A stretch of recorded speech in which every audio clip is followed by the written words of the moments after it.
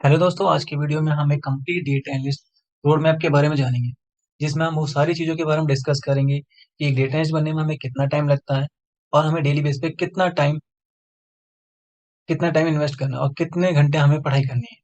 तो हम इस वीडियो में हर वो चीज़ जानने की कोशिश करेंगे जो एक हम डेटा एनालिस्ट बनने में हम हमारी हेल्प करेगा, और वो हर एक छोटे छोटे स्टेप और डाउट को क्लियर करेंगे।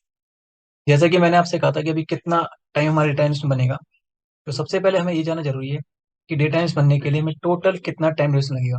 आपको 4 से 8 महीने का टाइम लगता है एक डेटा एनालिस्ट बनने के लिए, और इस 4 से 8 महीने के अंदर आपको डेली बेसिस पे 4 से 6 घंटे का टाइम आपको टेक्निकल और अपने कोर स्किल्स पे आपको डेली उसे इतना इन्वेस्ट करना है। उसके बाद आपको डेली आपको 1 से 2 घंटे अपनी सॉफ्ट स्किल्स पे वर्क करना है, और ये दोनों काम आप जो है डेली बेसिस पे आपको इतना काम करना है। उसके बाद आपको 15 दिन या 45 दिन के अंदर आपको हर वो अपने आप में इम्प्रूव देखने को मिलेगा। सेकंड, इन टेक्निकल स्किल्स और सॉफ्ट स्किल्स क्या क्या है, इसके हर एक स्टेप को आगे आगे डिस्क्राइब करेंगे। अभी हमने जाना था डेटा एनालिस्ट, कुछ डेटा एनालिस्ट का काम क्या है। एक डेटा के ऊपर ही काम करता है, डेटा को क्लीन करना, और भी बहुत सारे वर्क होते हैं। लेकिन एक कंप्लीट डेटा एनालिस्ट में अगर आप कंप्लीट डेटा एनालिस्ट बनना चाहते हैं, उसके लिए पहले आपको एक अपनी फाउंडेशन स्किल्स पे वर्क करना होगा। आपको इंटर्नशिप लेना होगा, एक्सपीरियंस की आपको जरूरत होती है। बट एज अ फ्रेशर आपके पास स्किल्स है और इंटर्नशिप है तो आपकी जॉब लग जाती है। उसके बाद अभी हमने ऊपर डिस्कस किया था क्या क्या वो हार्ड स्किल्स है जो एक डेटा एनालिस्ट के लिए इंपॉर्टेंट है। सबसे पहले आपको एक अपने डेटाबेस लैंग्वेज पे काम करना होगा, जैसे कि एसक्यूएल, स्ट्रक्चर क्वेरी लैंग्वेज में हमें वर्क करना होगा। एसक्यूएल का काम क्या है, किसी भी पर्टिकुलर डेटा के साथ कम्युनिकेशन करना। अब इस कम्युनिकेशन में क्या कर सकते हैं हम, डेटा को रीड करना, उसको ऑर्गेनाइज करना, राइट करना और डेटा को एनालाइज करना। ये सारा काम हम एक रिलेशनल डेटाबेस के साथ वर्क करते हैं। सेकंड, ऐसे कौन कौन से डेटाबेस सिस्टम है जहां पे एसक्यूएल का यूज होता है। जो पॉपुलर हमारे डेटाबेस सिस्टम है, MySQL, MS Access, Oracle और वर्कबेंच और पोस्ट क्री एसक्यूएल। ये वो सारे डेटाबेस सिस्टम है जहां पे एज अ एसक्यूएल लैंग्वेज का यूज होता है। हम इनमें से किसी भी पर्टिकुलर एक पे वर्क करेंगे और आगे चीजों में। उसके बाद हमें एक स्प्रेडशीट सॉफ्टवेयर पे वर्क करना है, जैसे कि हमारा एक्सेल या फिर हम गूगल सीट। इन दोनों में से कोई भी एक स्प्रेडशीट पे हमें वर्क करना चाहिए। एज अ बेसिक नॉलेज आपके पास होनी चाहिए, और बेसिक के साथ साथ आपको एडवांस नॉलेज की भी नीड होनी चाहिए, आपकी जरूरत होगी। जैसे एमएस एक्सेल के अंदर आपको मैक्रोस या वीबी या वी लुकअप, इन सब पे भी वर्क करना आना चाहिए, क्योंकि इन सब की हेल्प से आप क्या कर सकते हो, जो भी हमारे पास पर्टिकुलर डेटा सेट है, चार्ट्स की मदद से या अलग अलग टूल्स की मदद से उन पे वर्क कर सकते हो। सेकंड, पूरे डेटा साइंस के अंदर जो भी स्टूडेंट एनरोल कर रहा है या आगे एडमिशन लेना चाहता है, उनको सबसे पहले एक पर्टिकुलर लैंग्वेज पे कमांड होनी चाहिए। आप यदि नॉन आईटी बैकग्राउंड से हैं या फिर आईटी बैकग्राउंड से, या आपको जो पर्टिकुलर आपने कभी भी कोई भी कोडिंग बैकग्राउंड में कुछ भी नहीं आता, आपको टेक्निकल चीज कुछ नहीं आता, आप अपने स्टार्ट करेंगे पाइथन लैंग्वेज से, क्योंकि पाइथन लैंग्वेज को समझना और उसके कोड को समझना बिल्कुल आसान होता है। और ये दोनों लैंग्वेज ही जो है स्टेट्स लैंग्वेज सबसे ज्यादा यूज होती है। सेकंड, इसके बाद आपको डेटा विजुअल पे काम करना आना चाहिए। एक डेटा एनालिस्ट का सबसे इंपॉर्टेंट रोल क्या होता है, डेटा विजुलाइजेशन करना। और डेटा विजुलाइजेशन के लिए क्या करना होगा हमें, चार्ट्स, टेबल या ग्राफ की हेल्प से क्या करते हैं एक डेटा एनालिस्ट, इनसे कंक्लूजन निकालने का काम करते हैं। सबसे पहले आपका इंपॉर्टेंट काम, प्रोग्रामिंग लैंग्वेज को पाइथन आनी चाहिए, डेटा विजुलाइजेशन के टूल्स पे काम करना आना चाहिए। उसके बाद डेटा क्लीनिंग, डेटा क्लीनिंग ये सबसे इंपॉर्टेंट रोल होता है एक डेटा एनालिस्ट के लिए जॉब के। इसके बाद हमें अपने क्या करना है, आप यदि मैथमेटिकल बैकग्राउंड से हैं तो वेल एंड गुड, क्योंकि डेटा साइंस के हर जगह जो है मैथ का यूज होता है। As a data analyst math का उतना यूज नहीं होता, बट 10-20% स्टेट्स का सबसे ज्यादा यूज होता है as a data analyst.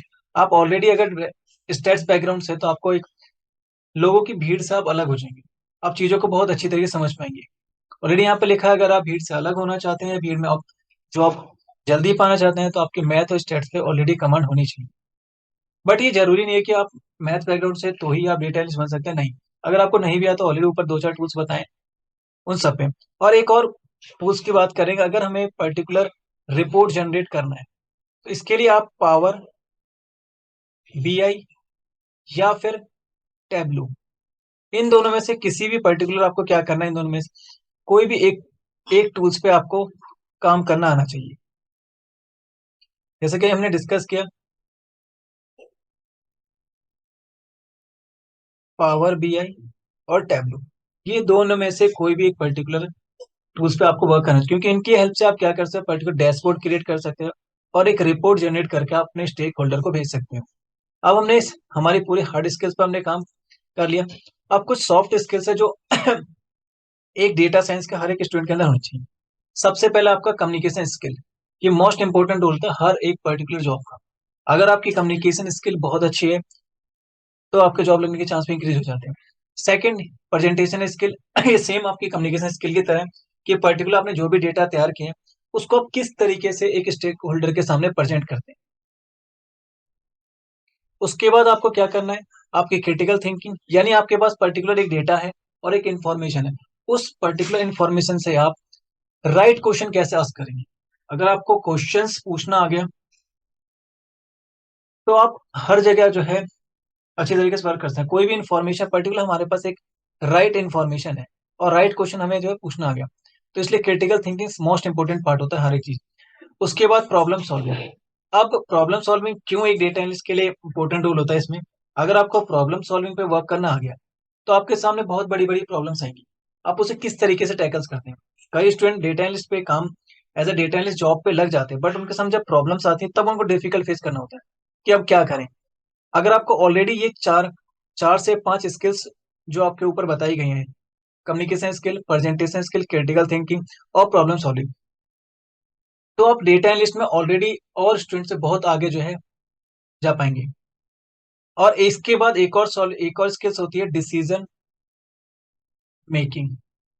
Decision making, leadership, ये क्वालिटी भी आपके पास होनी चाहिए। उसके बाद सबसे एक और मोस्ट इंपोर्टेंट पार्ट आपने ये पढ़ लिया प्रॉब्लम सॉल्विंग का क्या है, क्योंकि आपके साथ जो भी रियल टाइम प्रॉब्लम्स आएंगी उनको सॉल्व करना आपके पास उनको सॉल्व करना पड़ेगा। एंड सबसे इम्पोर्टेंट, हर एक पर्टिकुलर कैंडिडेट या जो भी पर्टिकुलर हमारे स्टूडेंट है या जॉब के लिए जा रहा है, कोलैबोरेशन की सबसे ज्यादा ये स्किल्स हर स्टूडेंट को होनी चाहिए। आपके सामने कोई सीनियर है या जूनियर है या आपके साथ कोई कलीग्स काम कर रहे हैं, आप उनके साथ किस तरीके का बिहेव करते हैं, आप उनके साथ किस तरीके से काम करते हैं। अगर आपको हेल्प चाहिए तो आप किस तरीके से बात करेंगे। तो ये कोलैबोरेशन की सबसे ज्यादा नीड होती है हर एक एम्प्लॉय को। सपोज आप किसी कंपनी में काम कर रहे हैं, वहां पे ऑलरेडी वेब इंजीनियर्स हैं, वेब डेवलपर्स होंगे, डेटा साइंटिस्ट होंगे, सीनियर डेटा साइंटिस्ट होंगे, आपसे भी कुछ जूनियर होंगे, कुछ आपके साथ वर्क करें, तो आप उनके साथ किस तरीके से टॉकिंग करते हैं और अपने गोल को उनके साथ रह करके नॉलेज को किस तरीके से शेयर करते हैं और उनसे किस तरीके से हेल्प लेंगे। तो कोलैबोरेशन सबसे इंपॉर्टेंट पार्ट होता है। हमने सारी चीजों के बारे में डिस्कस कर लिया, हार्ड स्किल्स सॉफ्ट स्किल्स के बारे में जान लिया। अब इन सब चीजों को जानने के बाद हम अपने लास्ट स्टेप पे आते हैं कि एक डेटा एनालिस्ट की जो भी स्किल्स है उसको कैसे इंप्रूव करें और कैसे कैसे हम कहाँ कहाँ सीख सकते हैं। आपको इस पर्टिकुलर चैनल पर डेटा एनालिस्ट की कंप्लीट स्किल्स और कंप्लीट टूल्स की सारी वीडियो अपलोड की जाएंगी। लेकिन अदर में आप क्या कर सकते हैं, आपके पास पर्टिकुलर कोई भी नोट्स हैं उनको रीड करना स्टार्ट करो, कोई भी एक पर्टिकुलर कम्युनिटी को ज्वाइन कर सकते हो जैसे कि कैगल या फिर स्टेक ओवरफ्लो। यहाँ पे जाकर के आप कम्युनिटी ज्वाइन करो या फिर आप एक डिस्कॉर्ड ज्वाइन कर सकते हैं। अब दूसरा स्टेप क्या है, आप पर्टिकुलर उसके सिलेबस को रीड करेंगे, जो भी स्टडी मटेरियल उसको रीड करेंगे और उसको समझने की कोशिश करेंगे। सेकंड, आप जो भी अपनी मिस्टेक से आपको सीखना है। हर कोई इस दुनिया में परफेक्ट नहीं होता, लेकिन जो भी स्टूडेंट या जो भी इंसान अपनी गलतियों पे वर्क करता है, अपनी गलतियों को समझता है और उस गलती को नेक्स्ट इंप्रूव करता है, तो वो चाहे किसी भी फील्ड में हो, इजिली जो है चीजों को सीख सकता है और कम से कम टाइम में अपनी चीजों को हासिल कर सकता है।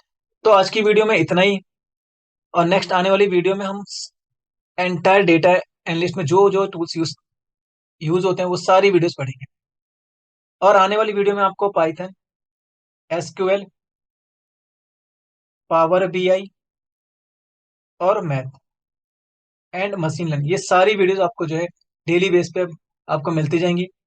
बस आप चैनल को शेयर करें, सब्सक्राइब और वीडियो के नीचे कमेंट करना ना भूलें। थैंक्स, आज के लिए इतना ही। मिलते हैं अपनी नेक्स्ट वीडियो में।